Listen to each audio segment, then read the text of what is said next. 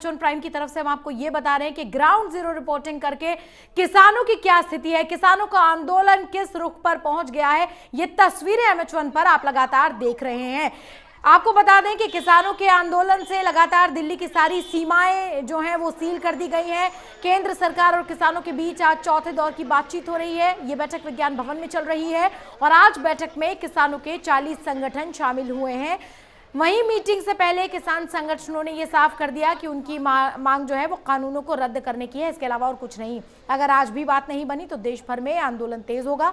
सरकार से आज की बातचीत आखिरी और फाइनल बातचीत है, ये कहना है किसानों का। उधर सरकार आज 3 कृषि कानूनों पर विस्तार से चर्चा की तैयारी में है और सरकार सभी क्लॉज पर विस्तार से बात रखेगी। सरकार ने किसानों से लिखित शिकायतें भी मांगी। इतना ही नहीं, सहमति नहीं बनने पर फिर से कमेटी का प्रस्ताव संभव है।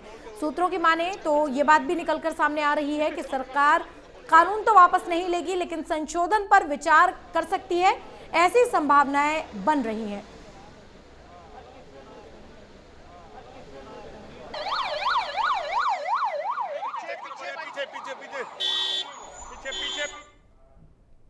नए कृषि कानूनों के विरोध में किसानों का आंदोलन न सिर्फ दिल्ली में बल्कि आसपास के इलाकों में भी अब देखने को मिल रहा है। सभी किसानों का समर्थन के लिए सभी संगठन अब आगे बढ़ रहे हैं और इसी को लेकर किसानों ने दिल्ली की सीमाओं पर डेरा डाला हुआ है। हजारों की संख्या में किसान दिल्ली बॉर्डर पर पिछले 8 दिनों से डटे हुए हैं। सिंघू और टिकरी बॉर्डर के बाद अब गाजीपुर बॉर्डर पर भी किसानों ने डेरा जमा दिया है। पिछले 2-3 दिन से गाजीपुर बॉर्डर पर किसानों की तादाद लगातार बढ़ती हुई नजर आ रही है। किसानों की एक ही मांग है कि तीनों कृषि कानूनों को रद्द किया जाए और इसी मांग को लेकर लगातार किसान दिल्ली की अलग अलग सीमाओं पर डटे हुए हैं। यही हाल गाजीपुर बॉर्डर का भी है।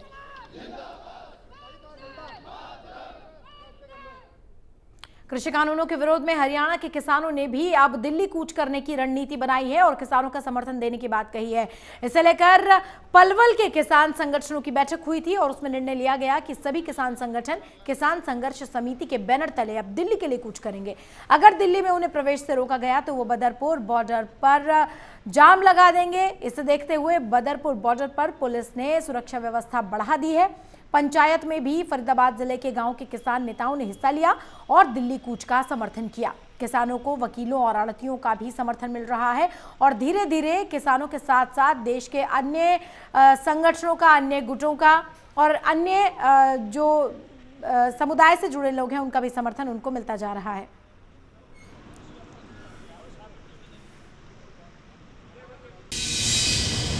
लगातार किसानों का प्रदर्शन जारी है और आज 8वां दिन है। 8वें दिन भी लगातार जो है किसान अपने विरोध को लेकर लगातार डटे हुए हैं और ऐसे में सरकार दूसरी तरफ डटी हुई है। दोनों के बीच लगातार जो है जहां पर भारी टकराव देखने को मिल रहा है। और आज फरीदाबाद जिस तरीके से आह्वान किया गया था अन्य किसानों से, आज जैसा कि पता चल पा रहा है कि पलवल और होडल के किसान इकट्ठा होकर के फरीदाबाद के लिए कूच करेंगे, फरीदाबाद के रास्ते दिल्ली पहुंचेंगे। ऐसे में सवाल बड़ा ये है कि पुलिस प्रशासन की आखिर क्या कुछ तैयारियां, कुछ तस्वीरें मैं आपको दिखाना चाहूँगा। इस समय मौजूद है सीकरी जो है चौक पर। यहाँ पर जो है पुलिस प्रशासन की ओर से बैरिकेडिंग की गई है। तमाम पुलिसकर्मी यहाँ पर मौजूद है। पुलिस के इंतजाम जो है पुख्ता तो नहीं कह सकते परंतु काफ़ी हद तक जो इंतजाम है वो काफ़ी यहाँ पर बेहतर नज़र आ रहे हैं। पुलिस पूरी तरीके से मुस्तैद है और जो किसान आएंगे उन किसानों को रोकने की तैयारी यहाँ पर पुलिस प्रशासन की ओर से की जा रही है। हालांकि प्रशासन का साफ तौर पर मानना है कि बल का प्रयोग ना करके उन्हें प्यार से समझाने की कोशिश की जाती है। और ऐसे में जैसे कि जो है पंजाब के किसानों ने जो जिस तरीके से बैरिकेडिंग तोड़े, अगर इस तरीके की स्थिति यहाँ पर पैदा होती है और जो है किसान बॉर्डर तक पहुंच जाते हैं तो ऐसे में फरीदाबाद वासियों के लिए सबसे बड़ी समस्या बन सकती है, क्योंकि NH2 हाईवे को किसान ब्लॉक करने की बात कह रहे हैं। अब ऐसे में अगर जो NH2 हाईवे को, बदरपुर बॉर्डर को अगर जो ब्लॉक कर देते हैं किसान, तो फरीदाबाद वासियों के लिए काफ़ी जो है मुश्किल भरा समय हो सकता है। और कहीं ना कहीं प्रशासन की भी आज जो कह सकते हैं एक तरीके से परीक्षा है, क्योंकि किसान जब वहाँ पर पहुँचेंगे तो प्रशासन की ओर से कितनी तैयारियाँ, क्या कुछ किया जा सकता है किसानों को रोकने के लिए, ये देखने वाली बात होगी। फरीदाबाद से MH1 प्राइम न्यूज़ के लिए मुकेश राजपूत।